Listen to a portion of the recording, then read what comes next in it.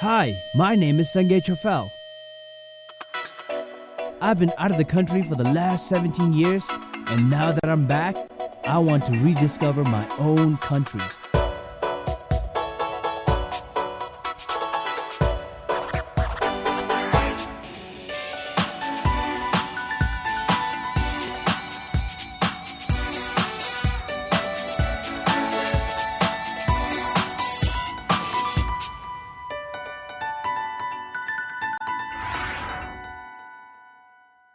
So we're packing to go to Punakha.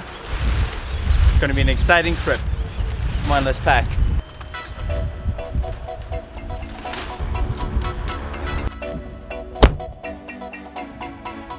Punakha is about 2 hours drive from Thimphu.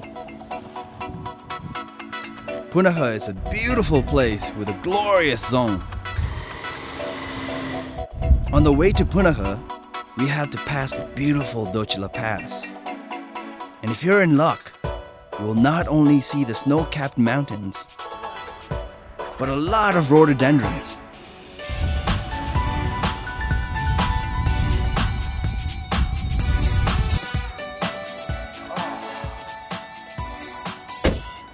Punakha was, after all, the ethereal ancient capital of Bhutan from 1837 till 1907. Punakha Dzong is one of the biggest dzongs in Bhutan. It is located between Pochu and Mochu rivers.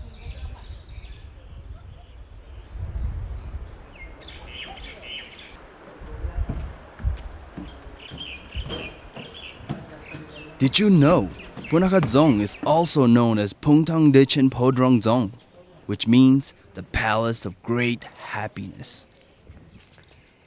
So this is the great courtyard of this majestic Punakha Dzong. Punakha Dzong was constructed by Zhabdrung Ngawang Namgyal in 1637.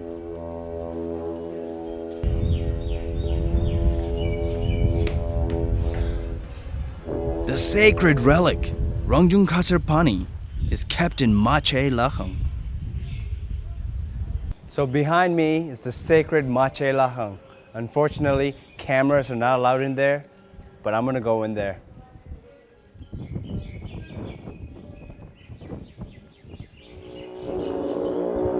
Rongjung Khasar Pani was brought by Zhabdrung in 1616 AD, and with this, he set the base of Drukpa Kaju in Bhutan.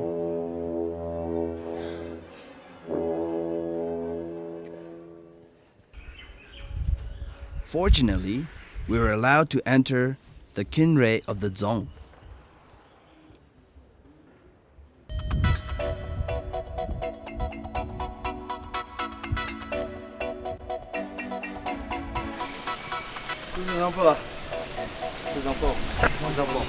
나이 생각이 좀 몰라.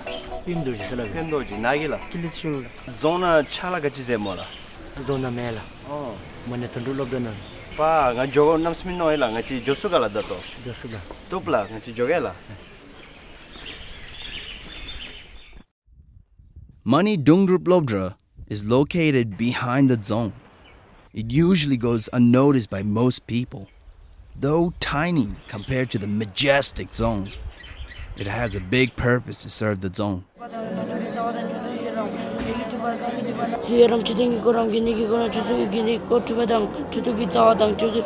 We're inside the school, and as you can see, we have a lot of young monks studying and praying.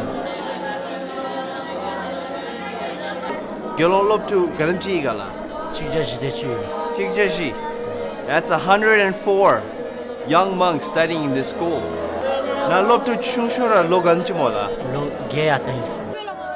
These young monks wake up early in the morning and recite prayers. They are also trained to play various religious instruments. This school is the start for many young boys to begin their life as devoted monks.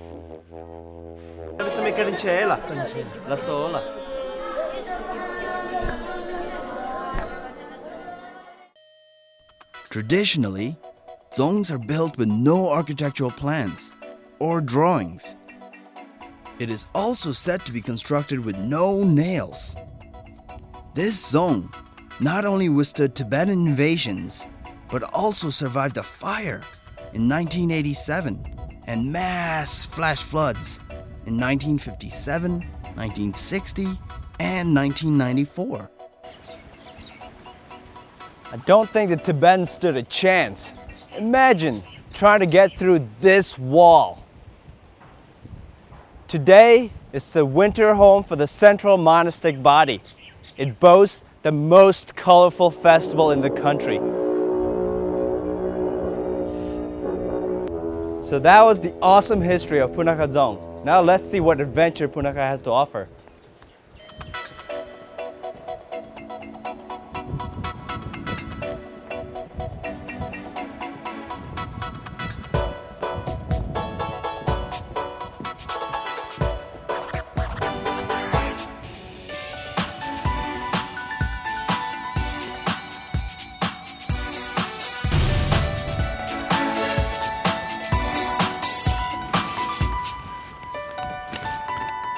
For the first adventure, we're gonna be rafting. So I'm getting my life jacket on the banks of Mochu. This is Mr. Rinchen, and he's been rafting for 10 years. This is how we hold our paddles, the T-grip. So then maybe the other hand where you feel comfortable, and then like a paddling portion. So obviously we go more of like a forward paddle, Forward motion, then like back. this, So forward, this is how you like lean little bit forward, and then like tuck your paddle in the water, and then pull back. Jet locks, and this how like, and then you pull. Yeah, I pull back to the boat. This is a see, fast rescue. I see. So then. So that's how to rescue if somebody accidentally falls off the raft. Well, I kind of feel safe having Mr. Rinchen as my instructor, so if I happen to fall off, I'm in safe hands. So I guess we should hop onto the raft, right, sir? Yep. Okay. And here we go. We're getting in the water. Hold back. Back.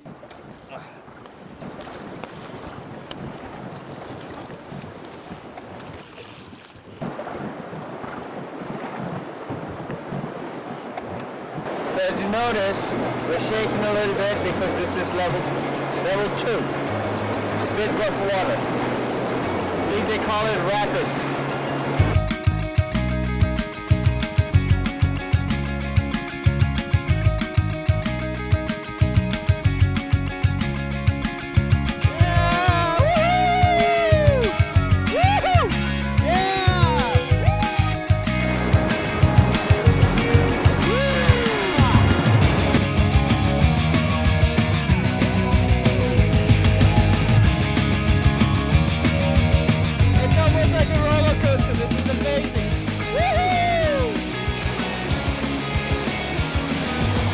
How long have you been rafting, sir?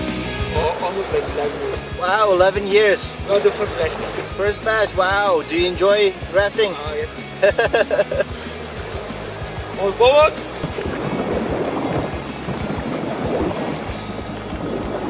It's quite tiresome. But look at the scenery, it's beautiful.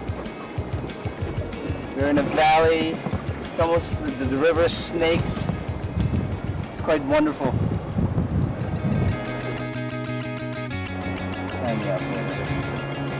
That's a big rapid coming up. Oh, good.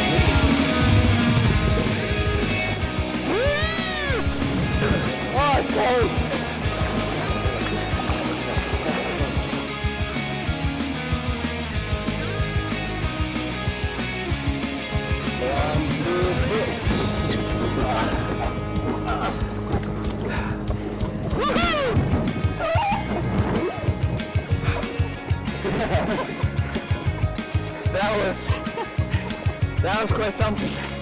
Watch the fish. Nope, no fish.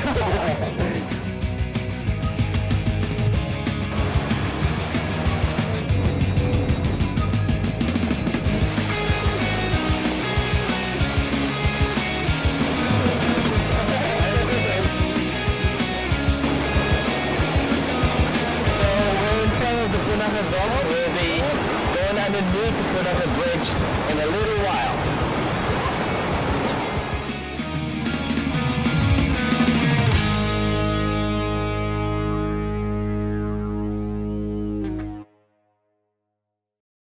So the entire rafting experience was amazing. It's almost like riding a roller coaster. Rapids, calm, then rapid again, and the swimming.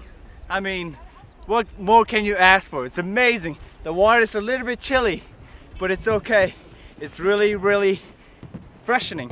So this is our rafting crew. They did an amazing job. I had the greatest time.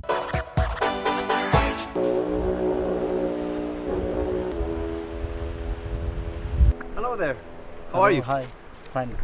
So what's the most famous temple in Punakha that I should visit? Maybe NAZHOEN NAZHOEN and Chimilakhang. and Chimilakhang. Yeah. Which way is Chimilakhang? Chimilakhang, you have to go this way. You gotta take this Yeah. road over Yeah, here? Yeah. Okay, thank you very much. Good afternoon, girls. Good afternoon. So what's the sacred temple in Punakha that I should visit? Maybe Chimilakhang. Chimilakhang. Yeah. What's so sacred about Chimilakhang? Why is it known? It is believed that there was the great Lama Drupakile. Lama Drupakile. Ah. So behind me, you can see the roofs of the Chimilakhang. There are many routes to get to Chimilakhang, but I'm taking the hard route, this way.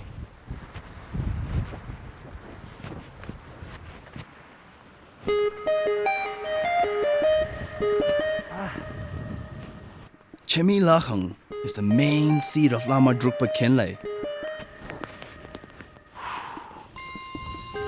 also known as a divine madman, an eccentric saint who lived in Bhutan around the 1500s. It's quite an uphill to climb.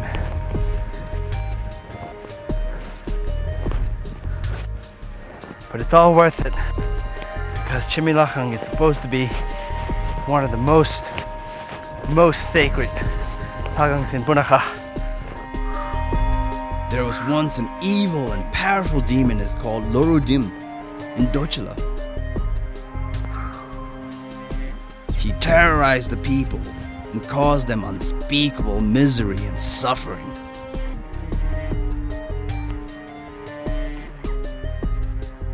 When Lama Drukpa Khinle heard of the demoness, he decided to subdue her. He chased her from Dochila.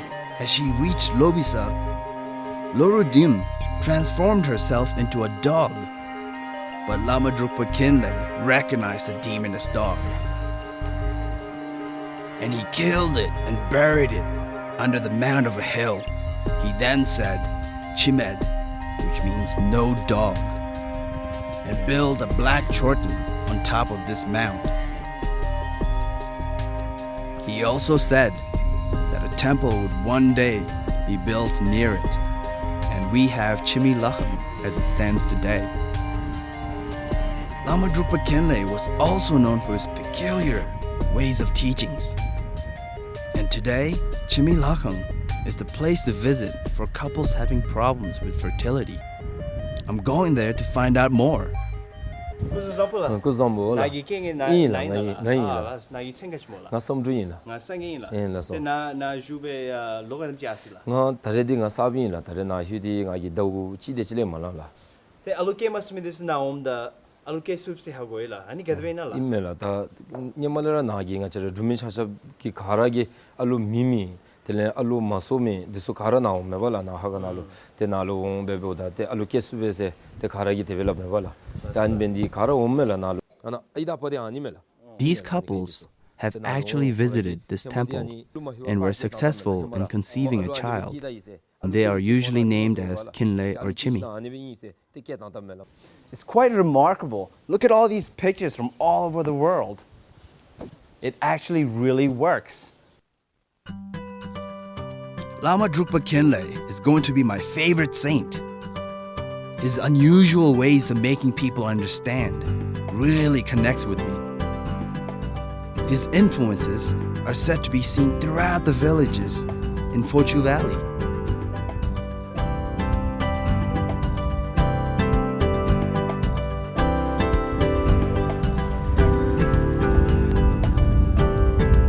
We're in the middle of the longest suspension bridge in Bhutan. It connects Punakha to all the other villages across Phuntsho.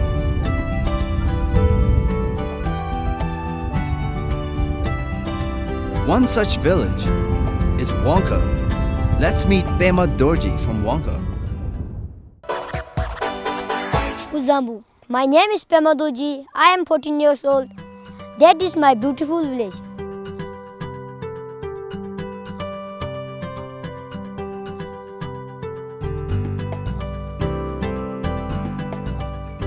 I am from Wonka in Punakha, Dzongkhag. Wonka was actually called Wonka. It is because the famous Lama Drukpa Khenle blessed our village. Our village is located on top of a hill, and we have about 11 houses all clustered together.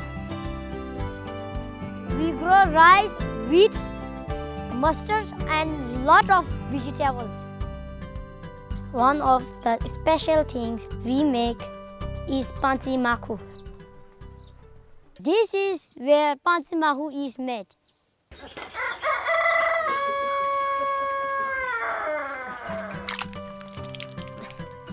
On a typical Sunday, my day starts at 7 in the morning.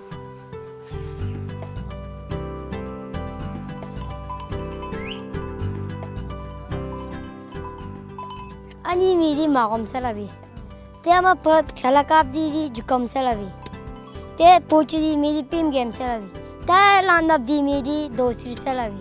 Te ani tadi miri kilom salavi. Te ani ki edi ki miri rapam salavi. My favorite game is archery because I am the best.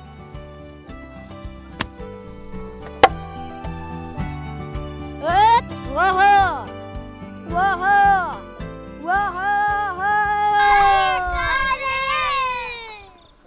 I will show you how to make bow and arrow.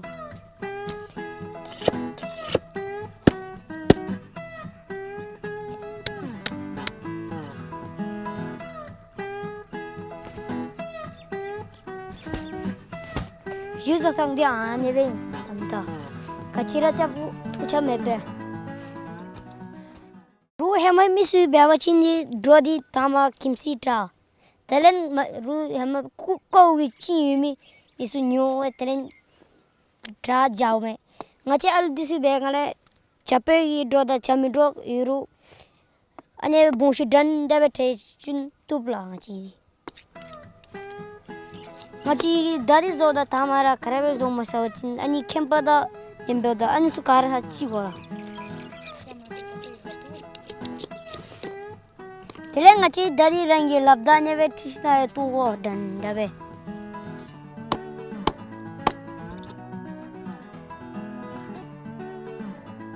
Tele ane betash na mathamachin sapse thangwala rangi. Tu pebda ya tungi bolora pinyula. Time was kajura.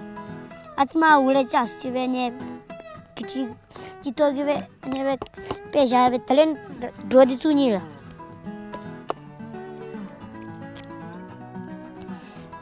Tela neve kisu be telen ane be telen zusabe. This is how a simple bow and arrow is made. I love my village because my friends and my family are around me. We get plenty of fruits and vegetables from our gardens. I love my village as much as I love archery.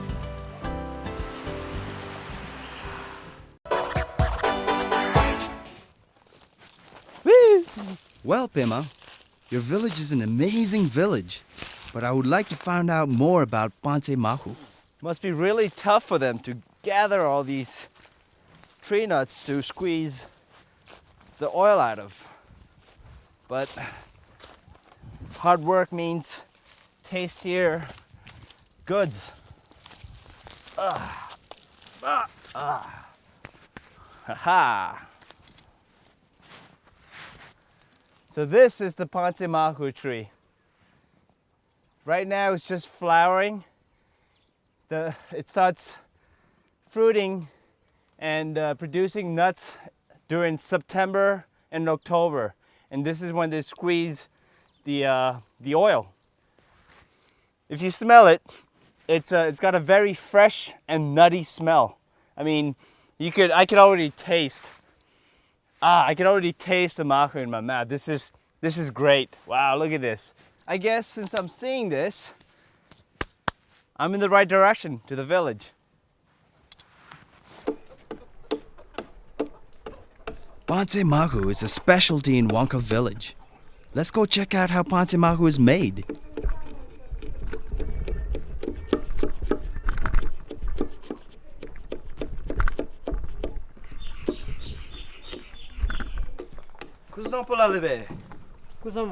Phuntsho Mahu tisa gatinala. Oh, inala. Lasla, karinchela.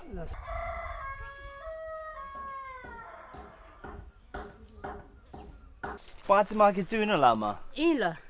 Amo itsenga chimola. Kinza chere. Kinza chere. Lasla. Teni gadvizomola. The scientific name for Phuntsho tree is Simplocos paniculata. It also goes by the name of Asiatic sweet leaf. First, mix the Phuntsho nut with water and then start the steaming process. This is how it looks once finished steaming. After that, the Phuntsho nuts are stuffed tightly in a small basket. Then the squeezing process starts.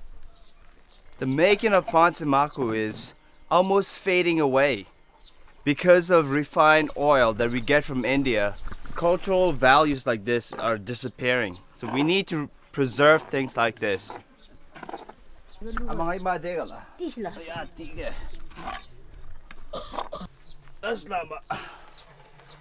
Amjina. Ola.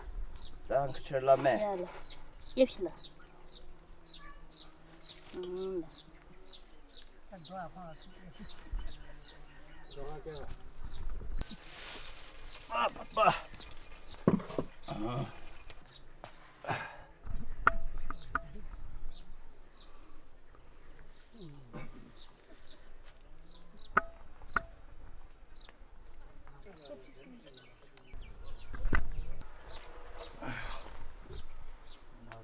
So she needs to keep turning the basket. Lasla.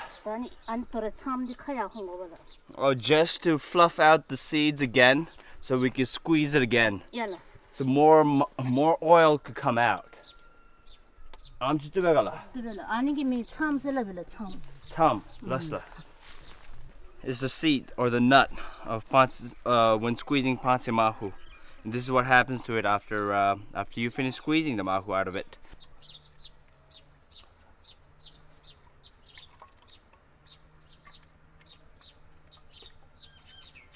So this is Phuntsho Mahu.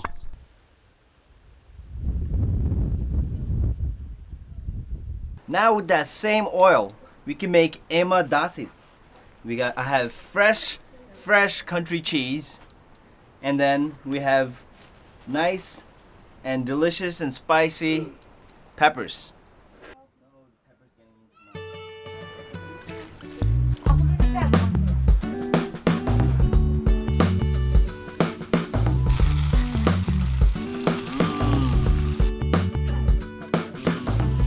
I believe it's now ready to be enjoyed.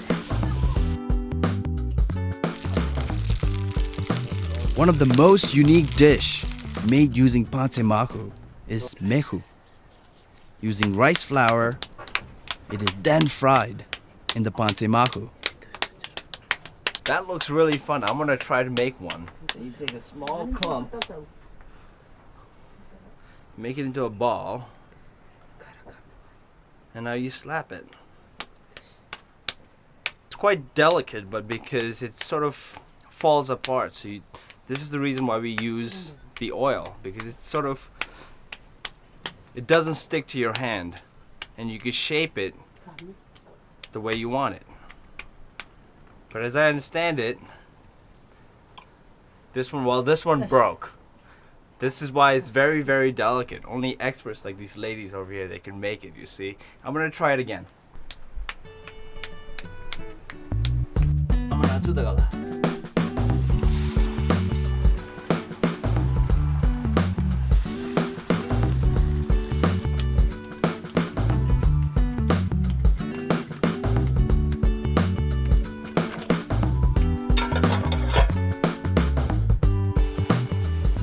This is the ladies, and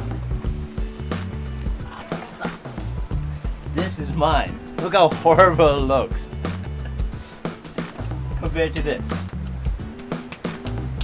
This is mehu. Doesn't that look great? Well, I'm gonna go enjoy it with the ladies. It is a dish enjoyed both by young and old. Mmm, yummy.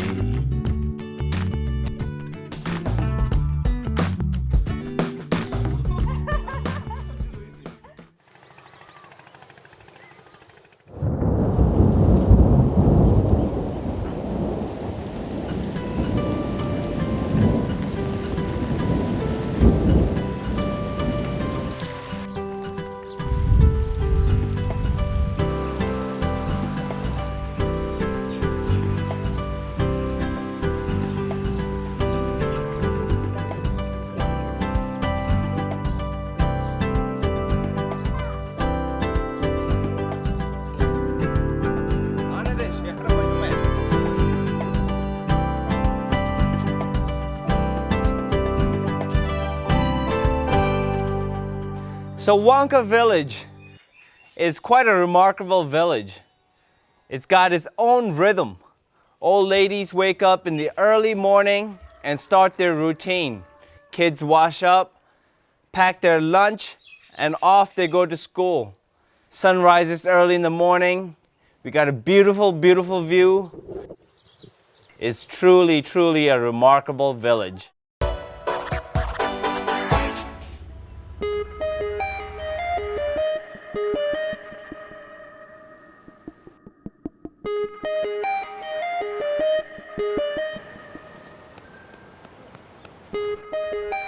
Today, I'm on my way to Chubutsachu. It's about 3 hours hike uphill from Wolathong.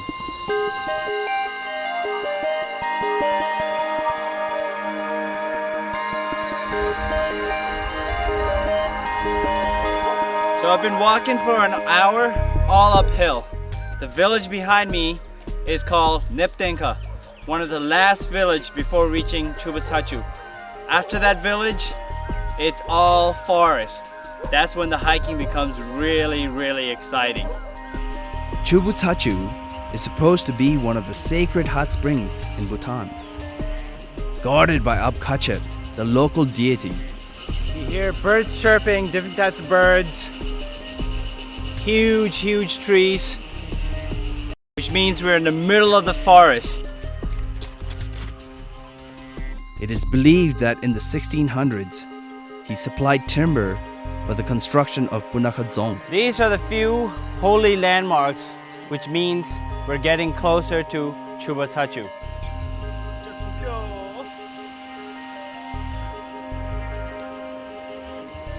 This is called nake. This is for later. It's going to be yummy with some cheese later. This is dinner. So that entire trek up the hill was totally worth it. Just looking at the place.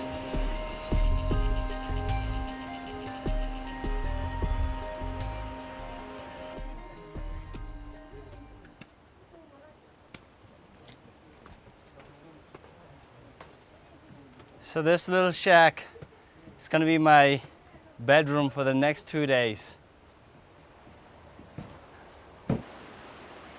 Chubutsachu is surrounded by mountains. Although beautiful, the place is poorly maintained. Garbage all over. Public toilets very near to the hot springs.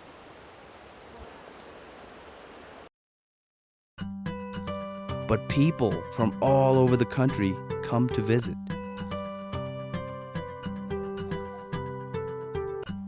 It has 2 hot springs. One is beneficial for people suffering from arthritis, and the other, which is really hot, is good for the skin.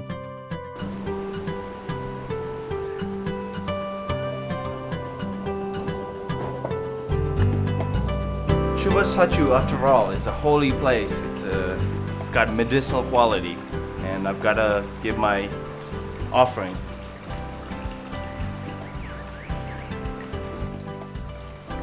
So it's the last day in Punakha. I'm in Chubutsachu. This is the hot spring. It feels great. Ah, so relaxing.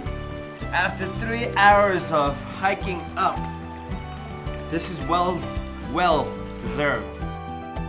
In the greenest of the valley, people moving musically.